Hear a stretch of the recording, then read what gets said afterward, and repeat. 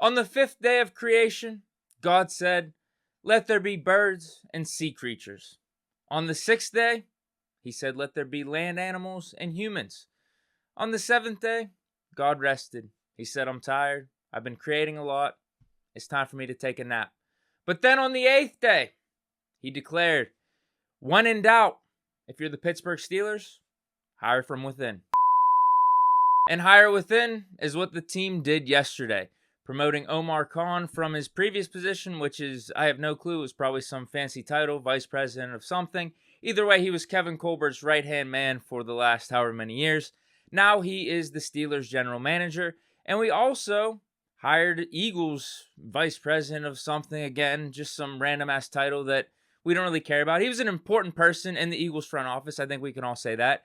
Andy Weidel is now the assistant GM for the Steelers. And Weidel also worked with the Steelers in the past. He worked under Bill Nunn and Tom Donahue. Also has an extensive scouting background, working in that capacity for several teams throughout his career. And I was saying this yesterday, is there anyone that's really not happy about this hire, that's angry, pounding the table, said the Steelers, man, you really fucked up on this one? Because I feel like if you're mad about this move, you were just going to be pretty much mad about any move the Steelers decided to make with the general manager position. I guess there's people out there that would have preferred Brandon Hunt due to his scouting background, which I'm with you. It would have been fine. I think that would have been a great hire.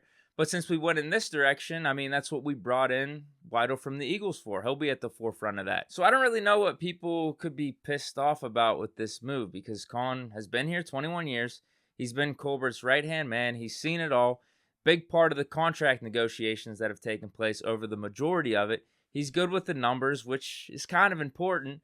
So what's there not to like? I guess you could rip on his lack of football background or maybe his lack of scouting knowledge, but that's what we brought in Weidel for. So I think this is a fine move. And don't forget, Colbert's still going to be around. Think of the teams the Steelers have put together over these past 2 decades. Winning Super Bowls, going to Super Bowls, winning divisions, deep playoff runs, the Killer B era. And Kahn was there for all of that and played a really important role in it. Also consider some of these contracts that the Steelers have been able to pull off over these past couple years as we've been cash strapped and no one really thought we had any salary cap space. Randomly, we were able to sign Ebron. We were able to sign Melvin Ingram, bring Juju back, Ben, restructure his contract, and make things work. And now we have a ton of cap space. Not only we did this year and still do have some cap space, but we will over the next 2 to 3 years. So Kahn was there. Just let's go back. Let's do a little history lesson. He was there for whenever we had the rookie contract with Ben, and then also whenever we had to sign him multiple times to be our franchise quarterback.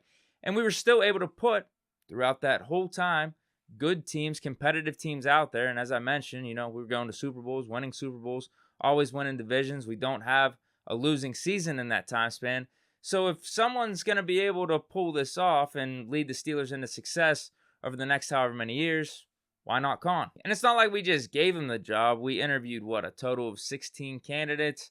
Narrowed it down to 6. I mean, we turned every stone over, and everyone we brought in I thought was fit for the job and very qualified. But these were the 6 remaining: Brandon Hunt, Omar Kahn, Doug Whaley, Andy Weidel, John Spytek, and Ryan Cowden. So who outside of Brandon Hunt were you so sure of that the Steelers should have hired? Was it Cowden? Was it Weidel? Spytek? Whaley? Who, I mean, he took his name out of the running when he made those Jack Ham comments. You can't be saying Jack Ham, one of the greatest players, not only in Steeler history, NFL history, would just be a special teamer in today's game.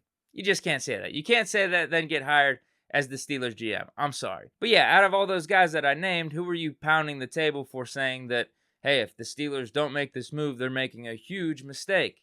No one. Because let's be real, we probably didn't know any of their names until the Steelers started interviewing them for the GM position. And don't forget, like I mentioned, we still have Kevin Colbert around as an advisor. So what can really go wrong if he's going to be there and you could bounce some ideas off of him?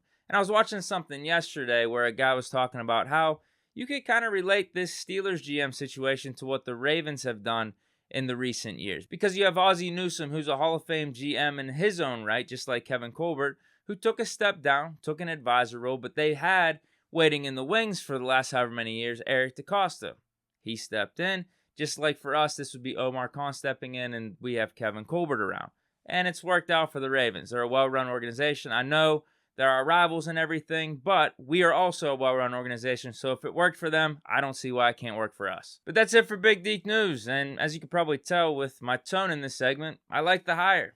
But also, I was probably, to be honest, just gonna like any hire the Steelers made at GM because I feel like they really did their due diligence with this process. They brought in a lot of qualified candidates, and with just these type of decisions, I think we can all say we trust the Steelers organization, we trust the Rooneys.